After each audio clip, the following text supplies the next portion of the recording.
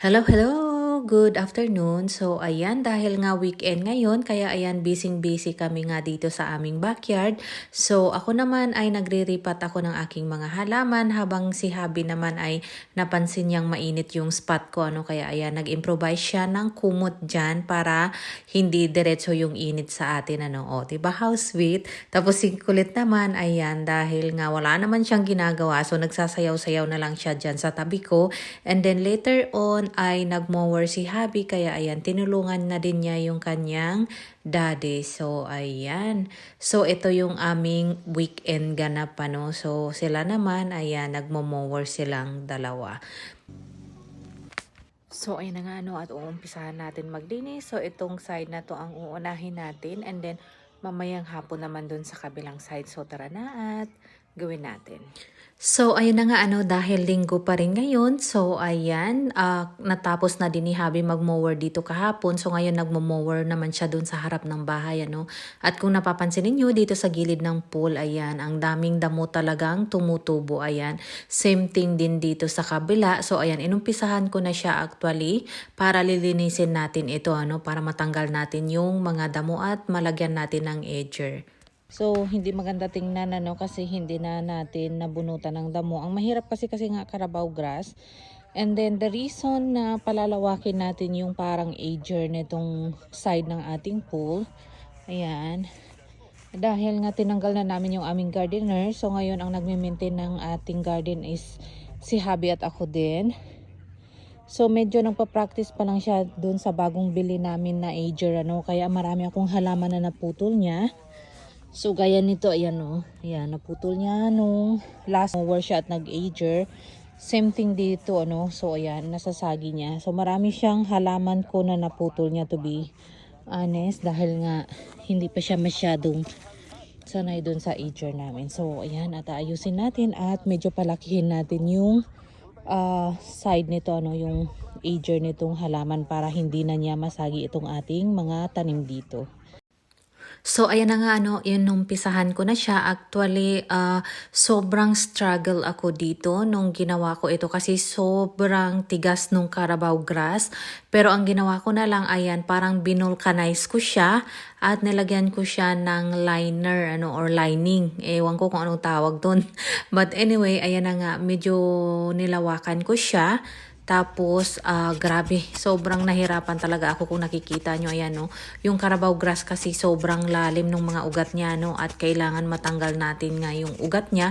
Dahil kahit malinis sa taas, kung hindi mo naman matanggal yung sa ilalim niya, mahihirapan ka pa rin, kasi tutubo pa rin yun. So, kailangan talaga matanggal mo lahat-lahat, pati yung ugat niya sa ilalim. Kaya talagang kinalkal ko talaga yan, So, ayan, sobrang sakit talaga ng balikat ko dito. Pero, sulit na sulit naman kasi nga maganda ang magiging outcome nito for sure. So, ayan, natapos ko na nga yung dito na side. Kaya, ayan, inumpisahan ko na din sa kabilang side. Kaya, ayan, ginabi na ako actually dito, bago ako natapos. Kaya, ayan, medyo madilim na. So, the next day, ayan, kung ano yung hindi ko natapos kagabi, actually, kinontinue ko na lang. And then, si Habi naman ay nakita niya akong nahihirapan talaga dito sa ginawa ko. So, ayan, nag-volunteer na din siya na tulungan niya ako, para ayusin niya yung ginawa kong line dito nga sa gilid, So, yan yung aking tisoy na farmer. Kung sino gusto mag-mine, comment down below.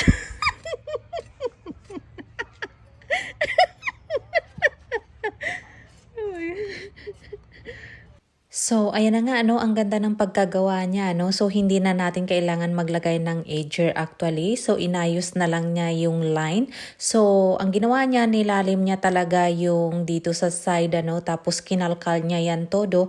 Kasi kailangan talaga matanggal yung mga ugat nung Carabao grass para hindi na nga tutubo, para isahang trabaho lang, para hindi na ito babalik. Kasi pag hindi mo talaga matanggal yung ugat niya, babalik pa rin yun, Tapos, sobrang hirap talaga tanggalin kasi ang tigas talaga at sobrang sakit sa balikat. But anyway, ayun na nga, saktong-sakto dahil dumating din si Kulit from school. So, ayan, nilalambing niya yung tatay niya at sinasayawan niya actually yung tatay niya habang nagtatrabaho dyan. So, ayan.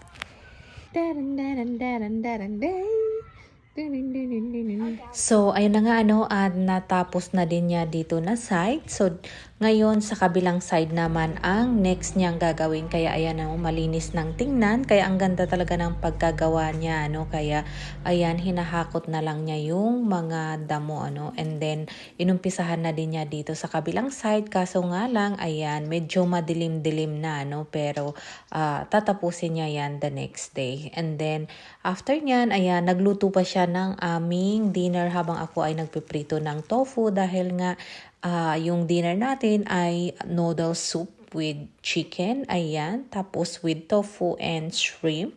So, ayan yung ating dinner dahil nga napagod tayo, kaya ayan, masarap yung sabaw. Kain tayo. I like the pho. Tofu. It's better with sriracha, no? Hello, good morning. So, ayan, second day na nga ni Habi dito sa ating ginawa, So, ayan, actually, inumpisahan na niya kahit sobrang lamig.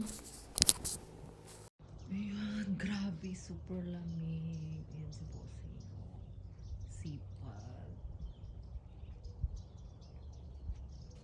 Tapos yun yung aming alaga. Ayan, Ayan.